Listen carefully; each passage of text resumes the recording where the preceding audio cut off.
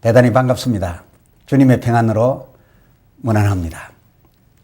오늘 함께 하실 하나님 말씀은 요한복음 12장 39절로 40절입니다. 저희가 능히 믿지 못한 것은 이 까닭이니 곧 이사야가 다시 일렀으되 저희 눈을 멀게 하시고 저희 마음을 완고하게 하셨으니 이는 저희로 하여금 눈으로 보고 마음으로 깨닫고 돌이켜 내게 고침을 받지 못하게 하려 함이니라 하였음이더라. 아멘. 오늘의 주제는 저희가 믿지 못한 것은 이 까닭입니다. 오늘 본문은 구약 이사야의 글이 이리로 온 것인데 어떤 연유로 이 글이 신약의 요한복음 12장 39절로 40절로 와서 인용되었을까요? 그것은 필시 예수님 당시 상황이 그때 이사야 때와 같기로서가 아니었겠습니까? 과연 그러했습니다. 인용된 바로 앞 37절 살펴보면 이렇게 많은 표적을 저희 앞에서 행하셨으나 저를 믿지 아니하니 그 38절 이는 이사야 선지의 말씀을 이루려 하심이라. 이 때를 그때와 같게 하려 하심 바로 그것이었다고 해명하고 있으니 그렇다는 겁니다. 그때의 상황인즉 요한복음 12장 38절 가로되 주여 우리에게 들은 바를 누가 믿었으며 말하자면 저들의 말한 바를 믿은 자가 거의 없었다는 그런 취지의 반문이었지요. 누가 믿었으며 주의 팔이 네게 나타났느냐 라고 하였으니 이 말 뜻은 믿는 자가 없었으니 하나님의 팔 곧 하나님께서 그 보호의 은총 그 구원을 아무에게도 베푸시지 않아도 되지 아니하였나이까 라고 하는 이런 내용의 고백이 아니겠습니까? 이사야의 이 고백 과연 그래 잘했다는 건가요? 아니면 잘 못됐다는 건가요? 믿은 자 없이 하나님의 팔이 아무에게도 나타나지 아니하였던 것이 잘 됐다고 해서 하나님 앞에 보고하는 내용이었을까요? 참 잘 안 됐다라고 해서 지금 보고하고 있는 내용의 말일까요? 도무지 헤아리시기가 어렵지요. 또 그는 이렇게 된 것을 두고 이것이 누구의 탓이라고 하고 있습니까? 오늘 본문 39절을 보니 저희가 능히 믿지 못한 것은 이 까닭이니 곧 이사야가 다시 일렀으되 그 까닭은 즉 저들이 믿지 못한 것 그래서 여호와의 팔이 저들에게 나타나지 아니하게 되었던 그 까닭은 하나님께서 그렇습니다. 40절 요한복음 12장 40절 하나님께서 저희 눈을 멀게 하시고 저희 마음을 완고하게 하셨으니 이는 저희로 하여금 눈으로 보고 마음으로 깨닫고 돌이켜 내게 당신께 고침을 받지 못하게 하려 하였음이더라. 다시 말씀드려서 하나님께서 그 백성들을 못 보게 하시고 또한 못 깨닫게 하셔서 이런 결과가 나온 것이고 또 그 누구도 믿지 아니함으로써 당신의 팔을 아무에게도 얹어주시지 아니하게 되었으니 잘 되었지 않습니까? 라고 하는 이런 의미로서 보고하고 있는 거죠. 또 이 모든 일에 이렇게 된 것이 내 탓이 아니라 온전히 하나님의 뜻이었지 않습니까? 그런 취지의 말인 게지요. 지금까지 드린 말씀으로 귀하가 들으시기에 갈렙이 지금 설교를 제대로 하고 있다고 보시는 겁니까? 가당치도 않다고 여기시는 겁니까? 내가 누구를 보내며 누가 우리를 위하여 갈고 그렇습니다. 이사야 6장 8절 하반절 하나님이 그렇게 애타하실 적에 그 유명한 요절 내가 여기 있나이다 나를 보내소서라고 하였던 이 이사야였는데 어찌 그가 오늘 이 본문 말로서 자기를 보내셨던 그 하나님께 감히 고백을 이 본문말 가지고서 고백을 할 수 있었을까? 막 갈렙 역시도 이 본문 그 글 그대로 해석은 하고 있습니다만은 어쩐지 이 해석이 맞나? 정말 맞나? 싶기도 합니다. 그러나 본문이 말하는 이사야는 분명 이렇게 된 것, 곧 그 누구도 믿지 않아서 여호와의 팔이 아무에게도 나타나시지 않아도 되었던 이것이 분명 하나님의 뜻이었기 때문에 이렇게 된 것은 참으로 하나님께 잘된 일이라 라고 여기고 있었으면 확실합니다. 막 귀하의 이해를 돕기 위해서 하나님께서 이 이사야 보내실 그때를 보다 소상히 소개해 드려야 할 것 같습니다. 파송시 하나님께서 이 이사야에게 내리셨던 지시의 말씀입니다. 예, 이사야서 6장 10절. 이 백성이 마음으로 둔하게 하며 그 귀가 막히고 눈이 감기게 하라. 염려컨대 그들이 눈으로 보고 또 귀로 듣고 마음으로 깨닫고 다시 내게 돌아와서 고침을 받을까 하노라. 고침을 받을까 염려되노라 라고 하셨었습니다. 참 의외의 말씀이 아니십니까? 그래서 이 말씀을 명으로 받게 된 이사야가 이 의외의 하나님의 말씀에 얼마나 그도 놀라웠으면 그 11절에 주여 어느 때까지니까 말하자면 저들이 듣지도 못하고 깨닫지도 못하고 보지도 못하게 하여 도무지 고침받지 못하게 하라고 명하시는데 그렇게 하여야 됨이 지금에서부터 어느 때까지입니까? 계속 그렇게 하란 말씀입니까? 라고 반문까지 하였댔지 않겠습니까? 참으로 누가 일러 하나님 사랑은 무한하다 하였던가요? 그런데 이 하나님께도 혹 이런 저가 구원을 받을까 염려, 오늘 이사야서 6장 10절 염려가 되는 그런 자가 있으시다지 않았습니까? 무한 구원하는 그런 하나님의 본성이십니까? 본성품이십니까? 아니라는 것입니다. 또 누가 일러 예수님 구원, 예수 구원 만인 모두에게 예수 구원이 이루어지기를 예수님이 바라신다고 하였습니까? 그도 하나님의 다름 아닙니다.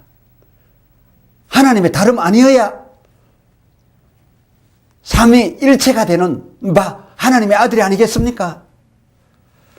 제자들이 나와서 마태복음 13장 10절 하반절 어찌하여 저희에게 이렇게 비유로 말씀하시나이까? 그 11절 대답하여 가로되 천국의 비밀을 아는 것이 너희들에게는 허락이 되었으나 저희에게는 아니 되었나니 천국의 비밀이 알려지지 않기 바라는 예수님에게도 천국 비밀이 깨달아지지 않기 바라는 저희가 있었습니다. 저희에게는 아니 되었나니 그 13절 내가 저희에게 이처럼 비유로만 말한 것은 그 14절 그렇습니다.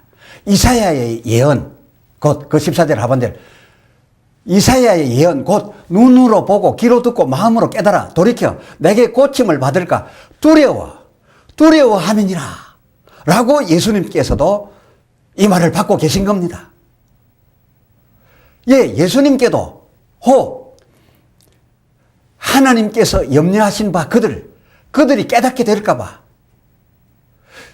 라고 하신 이 하나님의 염려에 자기가 일치되지 아니할까 봐 두려워하기까지 하면서 하나님이 저들 혹 구원받아 되겠는가 염려하는 바로 그 대상자들은 결코 구원받지 않게 되기를 바라서 구원받을까 두려워하여서 내가 저들에게 비유로만 말하였느니라 라고 지금 말씀하고 계시지 않습니까?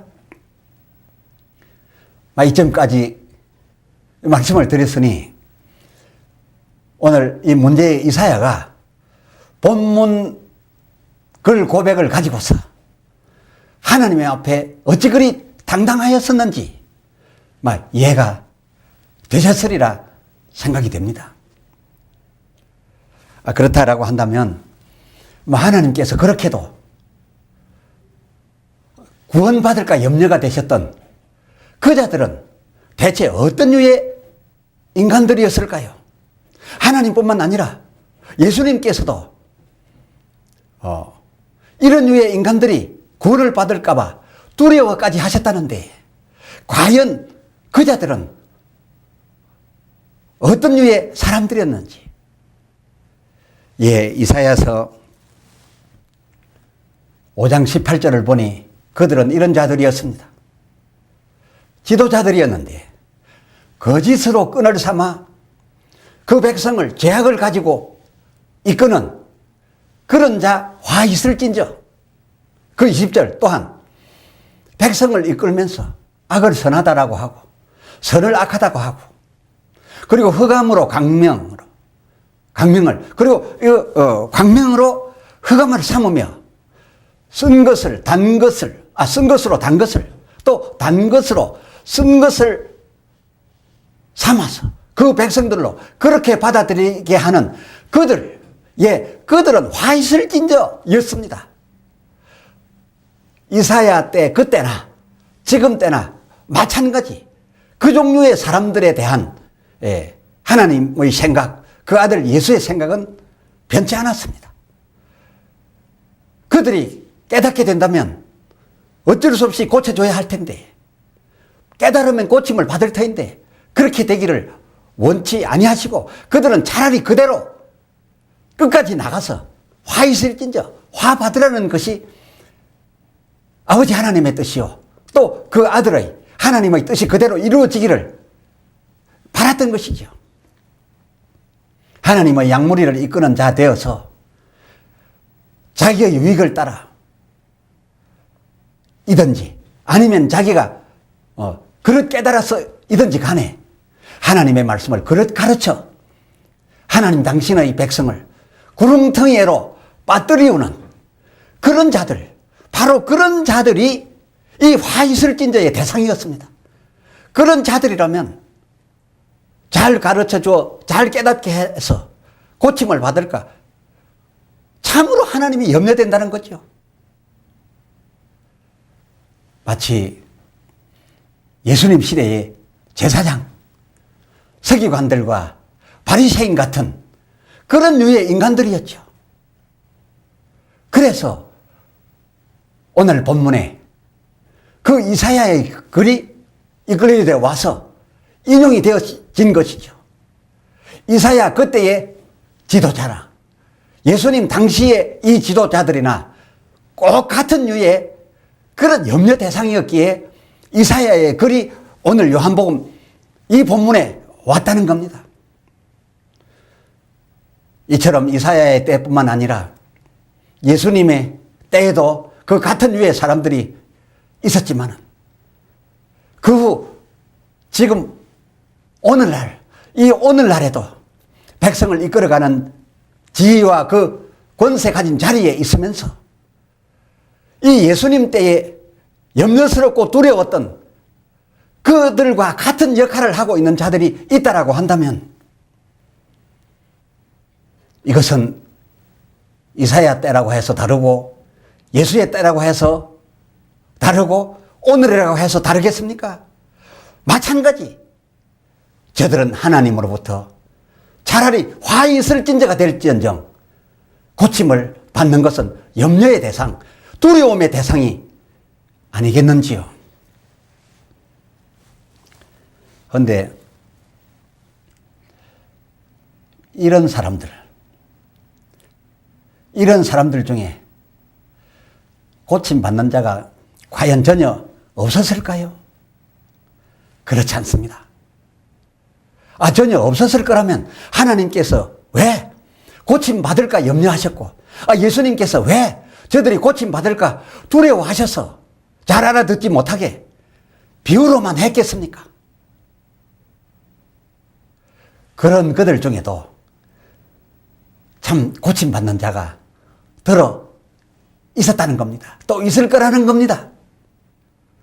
그런 그들 중에도 고침을 받았고 회개하여 예수를 믿고 영생에 성공한 자들이 있었음을 그렇습니다. 이사야 6장 13절에와 그리고 또 요한복음 12장 42절에도 가서 보면 믿는 자들이 있었음을 알 수가 있습니다.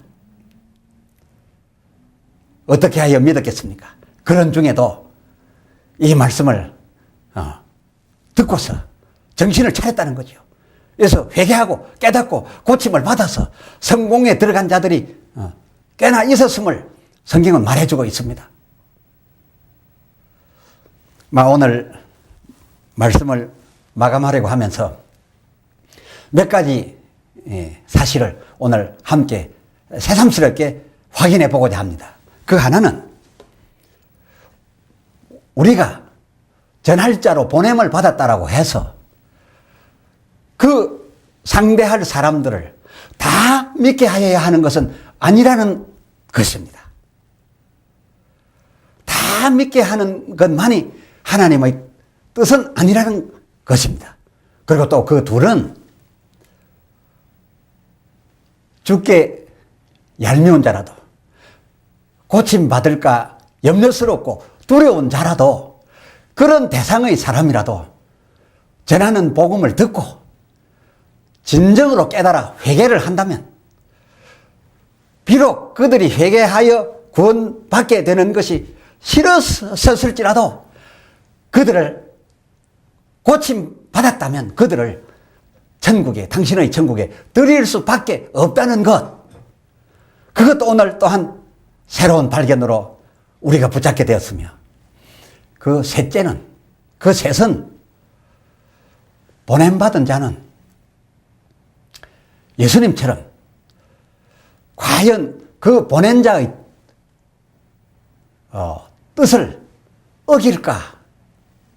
보낸 자의 뜻과는 내가 다르게 함으로써, 뜻과는 다르게 내가 행동함으로써 하나님의 뜻을, 말씀을 거역할까? 하나님의 마음을 떠난 행동을 할까? 두려워하여 비유로만 말할 자에게는 비유만 하고, 실상을 말할 하나님의 대상에게는 실상을 말하여 하나님의 뜻에 축복할 자는 축복을 하되, 하나님의 마음 깊은 곳에 화 있어야 할 자에게는 화 있을진저라고 해주는 것이 예수님과 같은 하나님의 뜻을 행하는 모습이어서 그것이 우리 주 앞에서 옳은 것이란 겁니다.